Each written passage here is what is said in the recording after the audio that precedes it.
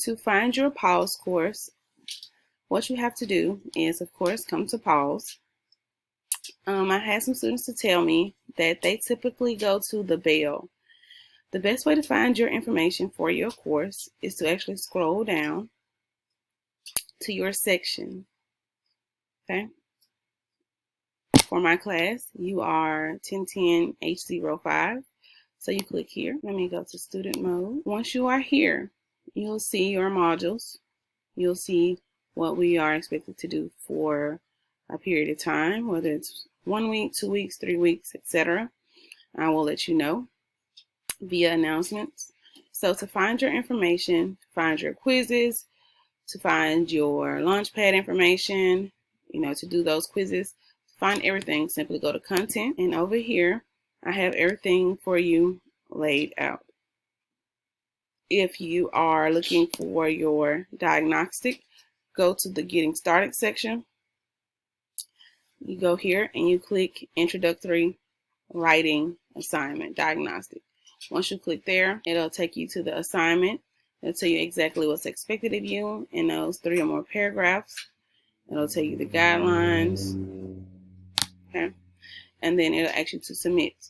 So to submit, you can do that a couple different ways. You can type in this box. If you do not have Word or Google Docs, or you don't want to use Google Docs, you can type it here.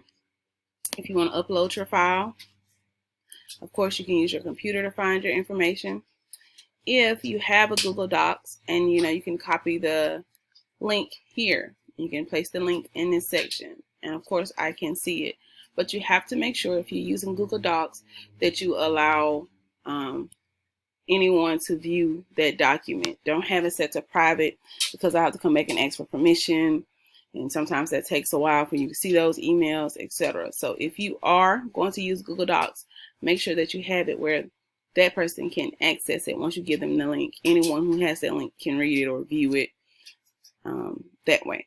That'll be the easiest way. Okay.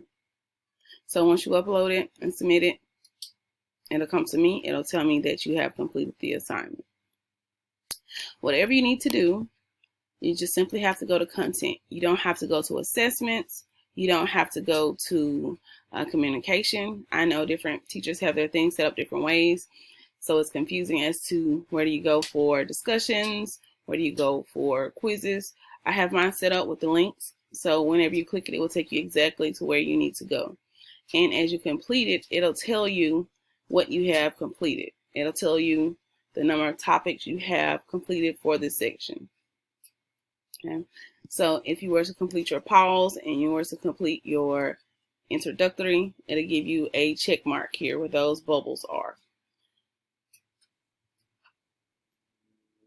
And as I said, I'm aware of Launchpad and not everyone having their books for Launchpad, and so I have extended all of that to make sure that everyone has time. I'm aware some people were just recently added the second week. Some people were dropped and brought back and all of that. So that's part of the reason why your deadline is until next Friday. And after next Friday, we will start a new topic. We will start actually writing our first essay. Okay.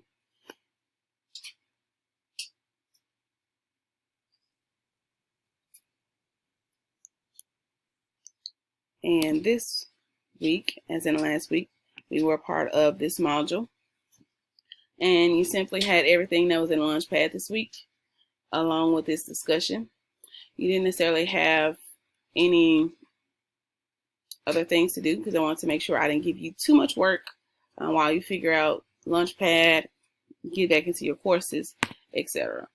But starting next week, we will have to start writing, brainstorming, drafting. We're going to start that process in just a moment.